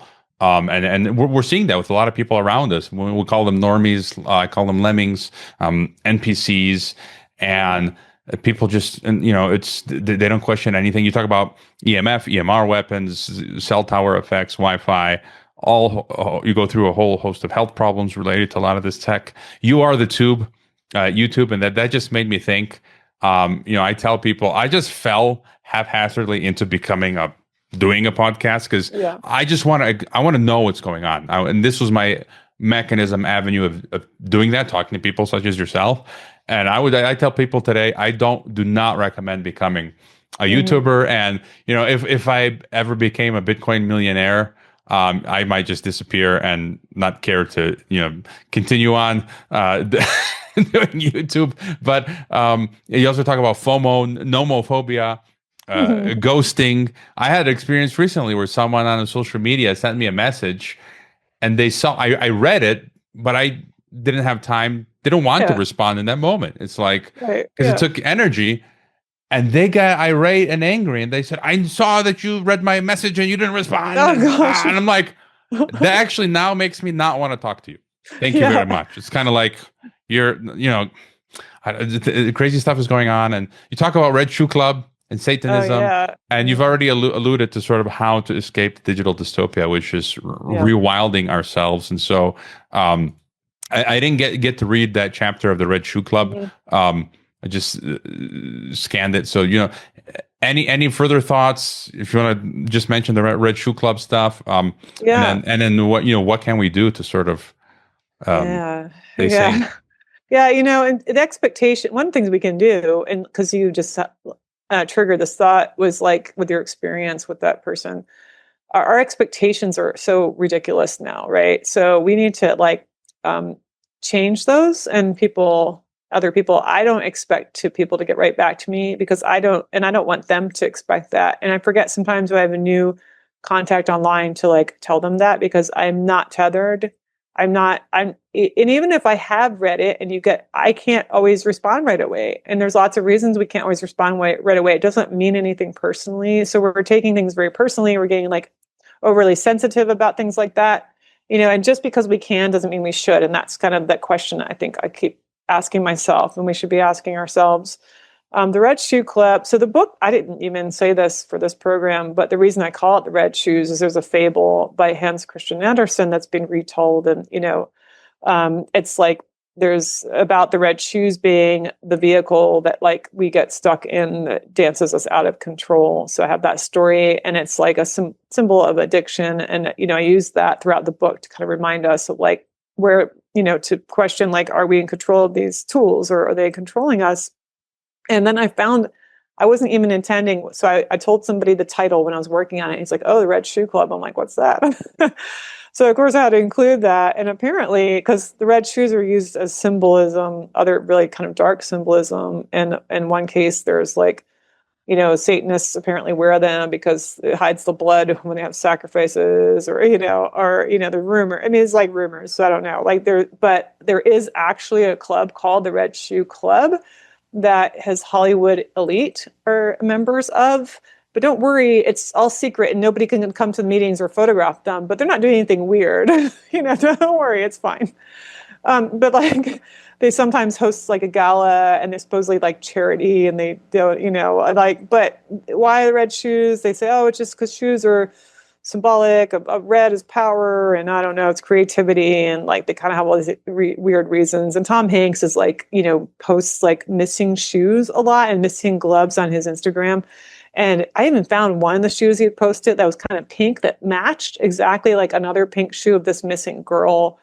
That just creeped me out when I found that. But like, I mean, but there's like, yeah, it's like different, there's rumors that like they actually make like shoes of the missing kids, and, or something, but I don't know about that. I mean, I can't, verify that.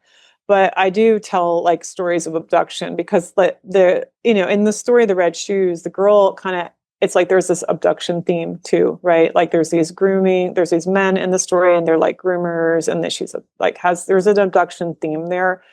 There's also like there's so many. Oh, and Tom Hanks again, he was the man in the red shoe, with the one red shoe, is a movie.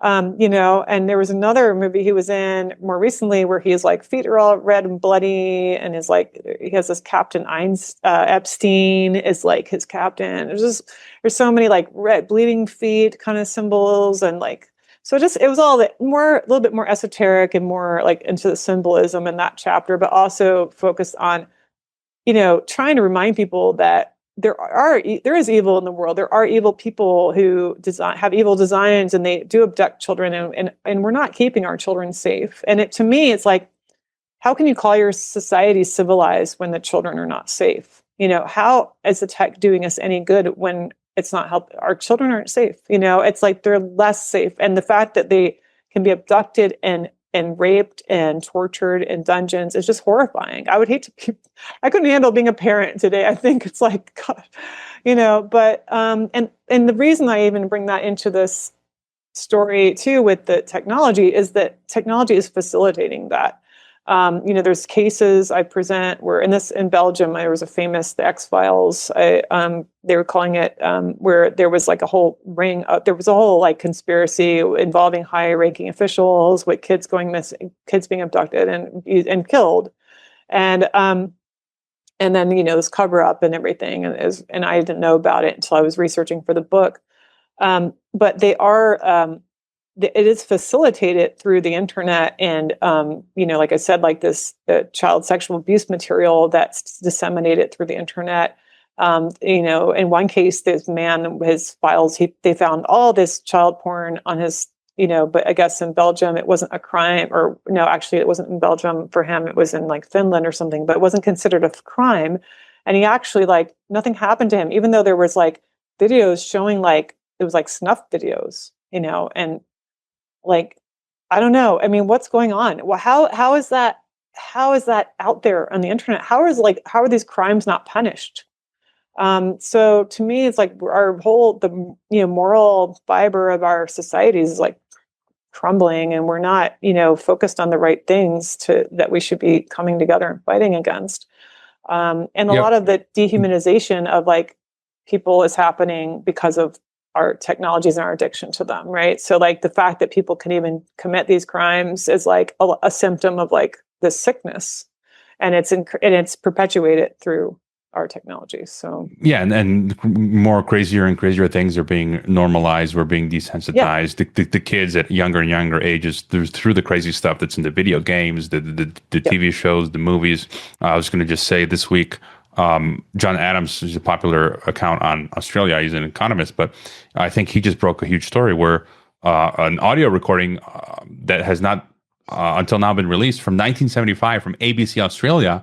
I haven't had time to listen to it yet, but they took it down from YouTube, and the Australian government is having issues with this recording coming out. But it had to do, I think they interviewed ABC Australia pedophiles in 1975, and it was normalized. So there was some connection between the Australian government and the mainstream Australian media, and this recording where there was just basically promoting pedophilia. And so it's just to your point, it's just insane. And just any thoughts to close out? What to do? You give a lot of solutions in your book, and I think it's just basically a lot of it is intuitive common sense. Just kind of unplugging, like what I did, turn off the Wi-Fi. I've got a de-Googled phone using Linux. Go outside, read physical books. No iPads for the kids. Thoughts? Yeah. I also recommend like making a schedule of being unplugged, right? So like, because often the thing is, the internet's designed to suck us in and waste our time. So you can be really unaware of that happening, and it's no fault of your own. I want to say we're all vulnerable to this, and myself included. So like we have to create the boundaries, because it's not going to create boundaries for us. We need to like, retrain our friends and acquaintances to like have different expectations about, and you will not believe how free you feel. I want to just challenge people to just experiment with this. Like take a day off without your tech. Don't take your phone with you places. See how it feels. You might feel anxious at first. You probably will. You'll have like withdrawal symptoms. But like once you get past that, you'll realize how liberating it is. And once you get a sense of that freedom, you'll start resenting the connection. And I think that's what we need to be resentful.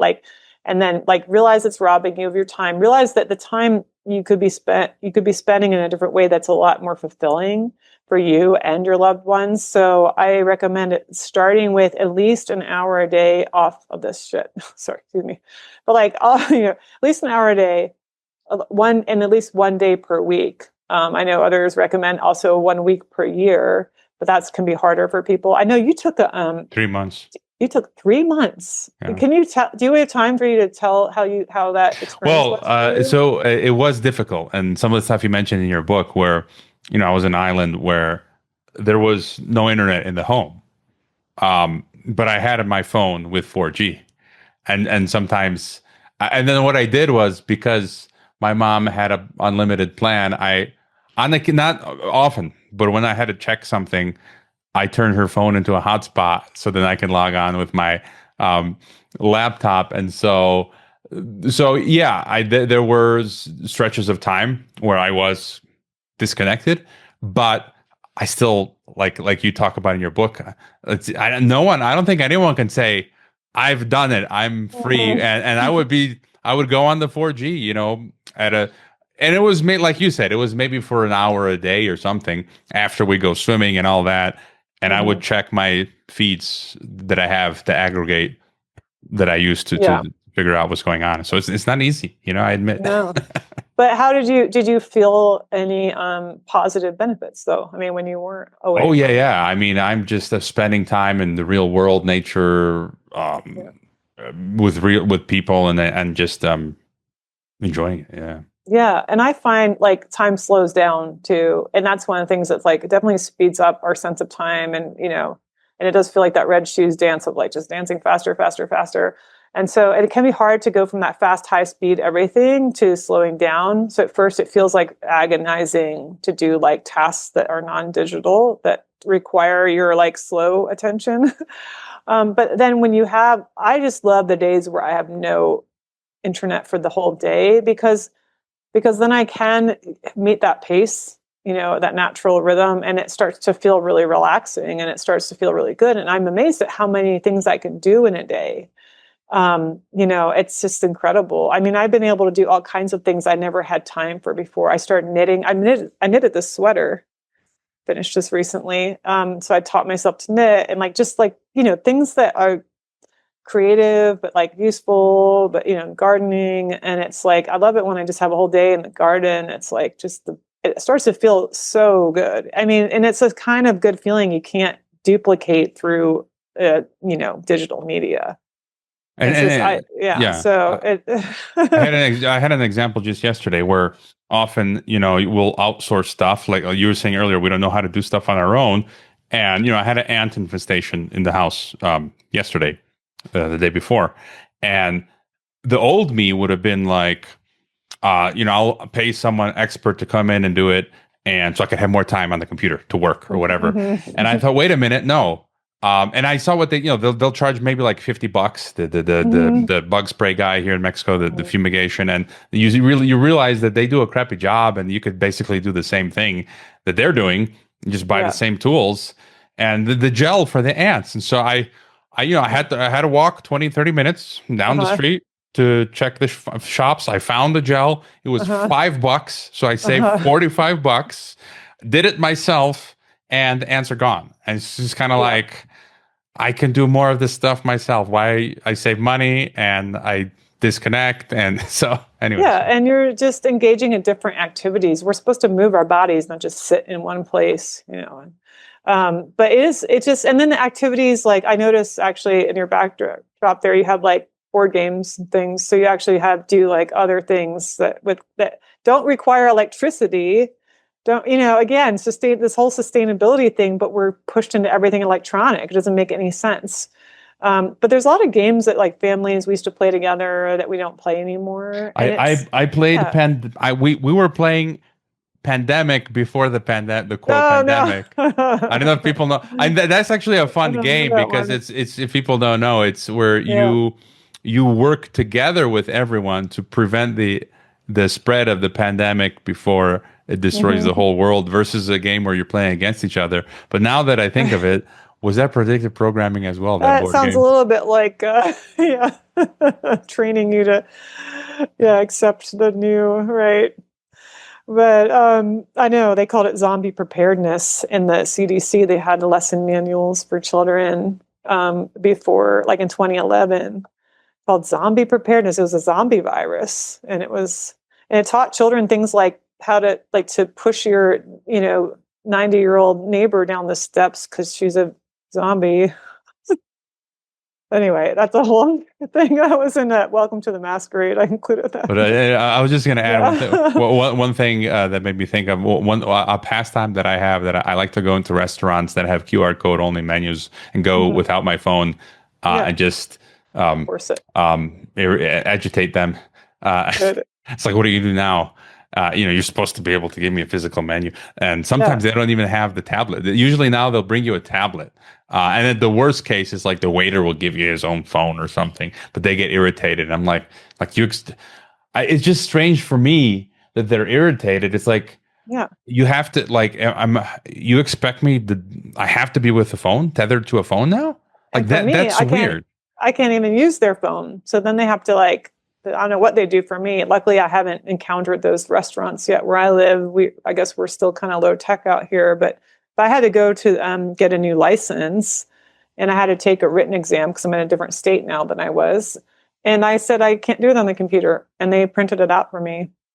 So I was able to do the printed one. Yeah, or the waiter simply can just recite me what do you got? What do you got?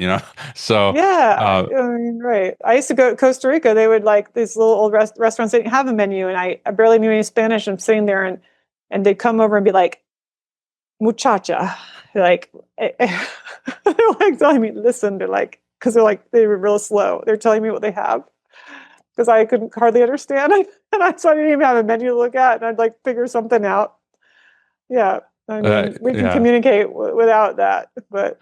I'll eat anything, so I can say surprise me. Or when I was in China, when I visited China 20 years ago, and I'd be like, I point at something, whatever, give me that, right. And I'll eat it. There you go. But great chat, Shannon. Your links, as always, are in the description.